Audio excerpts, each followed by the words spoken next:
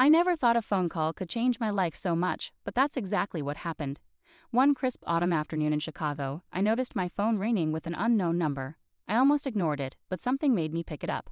When I answered, I recognized the voice immediately, even though it had been years. "Samantha, it's Isabella," she said, sounding both formal and something else I couldn't quite figure out. "Isabella," I replied, trying to keep calm. "What's going on?" Isabella, my sister who I hadn't spoken to in years, was calling to tell me our grandmother had died. The news itself was shocking, but the way she said it made me feel like there was more to it.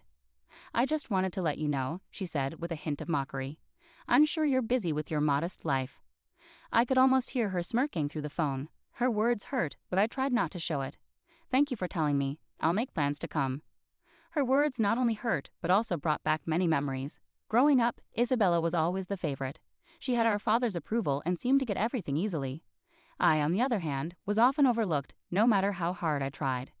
Isabella and I hadn't spoken much in years. After she had stolen my fiancé, David, from me, I cut ties with her and the rest of my family. It wasn't just about the betrayal. It was about the unfair treatment I had always felt. David had been my fiancé, the love of my life, and we had plans together until Isabella, with her charm, got involved. David left me for her, and I was heartbroken. It wasn't just about losing him. It was a betrayal that left deep scars. Our family was always divided. Our father favored Isabella because she was like him. My mother, though caring, was often stuck in the middle. She tried to support me, but it was clear Isabella was the favorite. After the breakup, I chose a different path. I left my job as a school administrator to focus on raising my daughter, Lily. My husband, John, was a supportive tech executive who loved me for who I was. We had a cozy home in the suburbs and a life full of love. Lily, our 6-year-old daughter, loved drawing and even had a popular YouTube channel where she shared her artwork. Despite the happiness in my personal life, Isabella's call brought back a flood of old emotions. The idea of going back to the family home for the funeral made me nervous. I hadn't been there in years, and the memories were mixed. Our grandmother had always been kind and supportive. Her death marked the end of an era, and Isabella's call felt like I was being pulled back into a world I had tried to leave behind. I spent the next few days getting ready for the trip. The thought of seeing Isabella again filled me with a mix of dread and anticipation. It wasn't just about the funeral. It was about facing the family issues that had shaped so much of my life. I couldn't shake the feeling that Isabella's call had more to it than just the news of our grandmother's death. On the day of the funeral, I stood in front of the old family home. It looked exactly the same, yet different. It was like the walls held the echoes of our childhood, the laughter, the fights, the dreams, and the disappointments. Inside, the atmosphere was heavy with grief and memories. I saw familiar faces, some sad and others with hidden motives. As I moved through the crowd, I saw Isabella, her eyes scanning the room with practiced indifference. She was surrounded by people who seemed to hang on her every word, her charm still strong. I watched her with unease. Despite the years and distance, it felt like we were still in the same old struggle.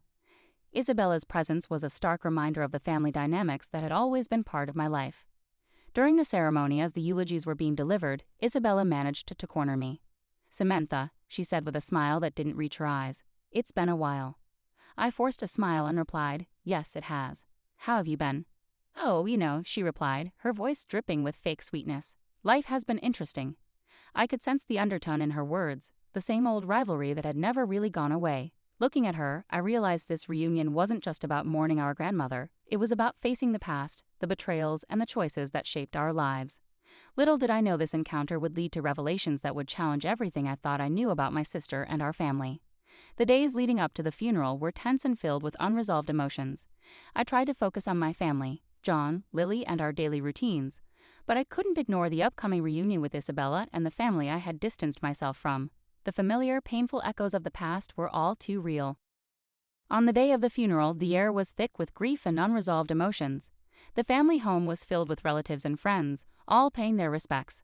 The house, with its worn charm, seemed to watch over us like an old friend holding secrets. The walls felt heavy with the weight of past arguments, laughter, and hidden truths. As I entered the living room, I felt Isabella's eyes on me, her presence as imposing as ever. Her polished exterior masked the deep-seated rivalry that had always existed between us. She soon approached me again, her smile more genuine but still carrying an edge. "I've been meaning to catch up," Isabella said, her voice curious. "It's been a while since we've had a chance to talk." I forced a smile, trying to keep my emotions in check. "Yes, it has. How have things been for you?"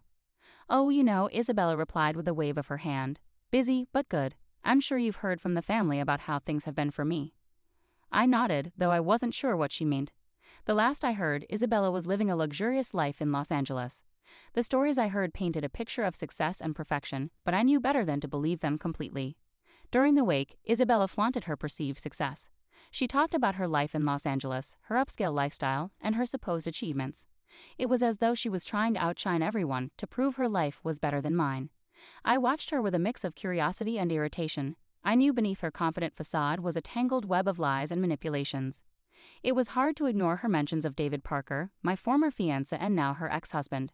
Her casual references to him, her attempts to show she was unaffected by their failed marriage, felt like salt in an old wound. David had once been the center of my world. We had planned a future together until Isabella, with her charm, had stolen him away. The betrayal left me heartbroken and disillusioned. Seeing Isabella flaunt her life so casually was a painful reminder of the hurt I had tried to move past.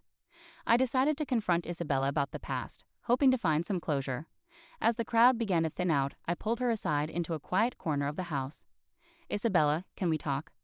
I asked, trying to keep calm. She looked at me, narrowing her eyes a bit. "Of course. What's on your mind?"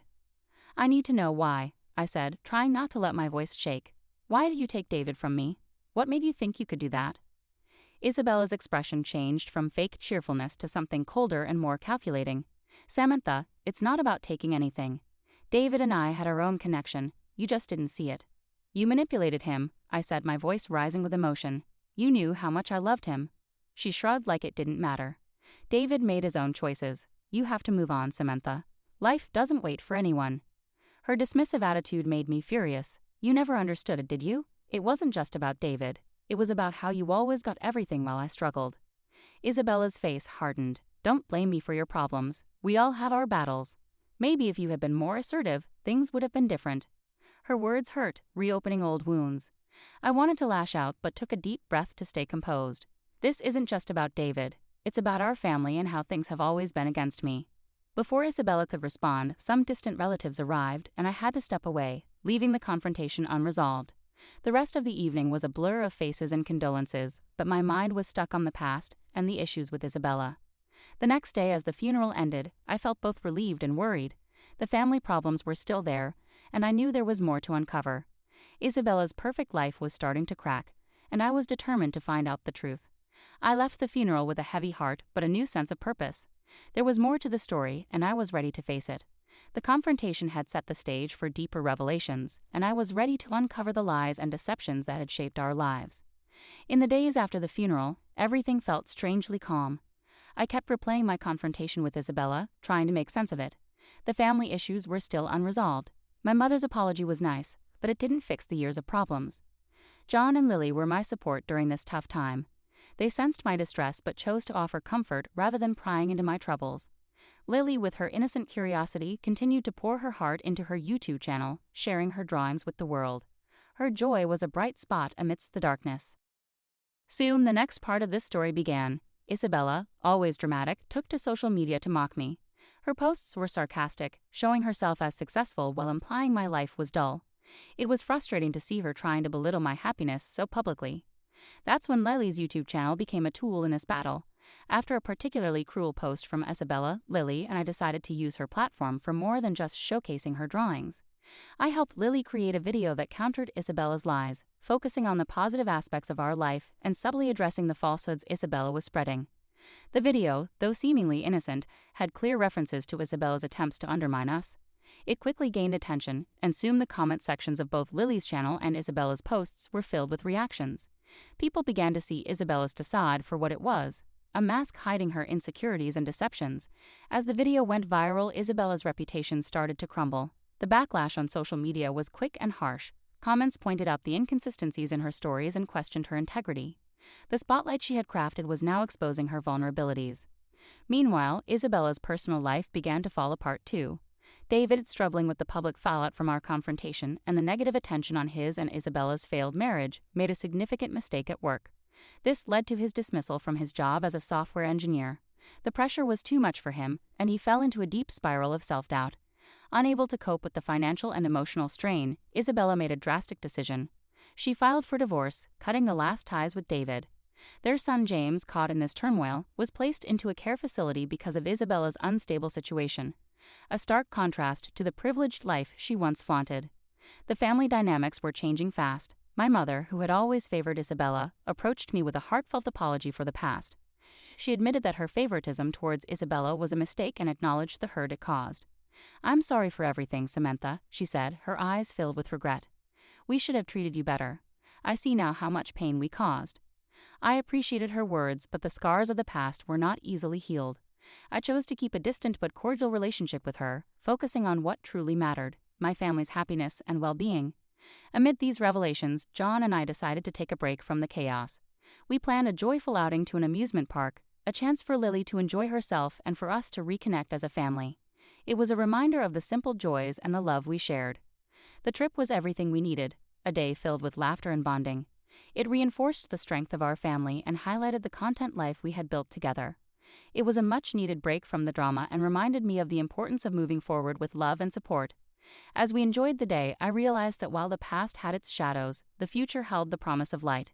With Isabella's downfall and the family's apologies, I felt a sense of closure. The journey was far from over, but for now I could focus on cherishing the present and looking forward to a brighter future.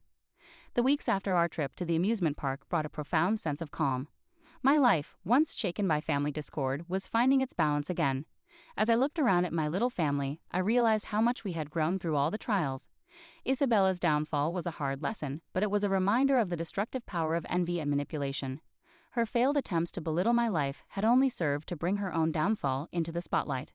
The divorce, the loss of her son to a care facility, and her diminishing reputation were harsh consequences of her choices. David, once a part of my life and now a figure of past regrets, faced his own challenges. His dismissal from his job left him struggling to find his footing. Yet, despite everything, I felt detached from him.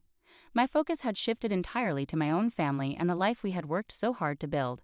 John and I continued to nurture our relationship, finding strength in each other. Our daughter, Lily, thrived in her creative endeavors. Her YouTube channel remained a beacon of joy and positivity, helping to distract from the negativity that had surrounded us. Watching her grow and flourish was a constant reminder of what really mattered.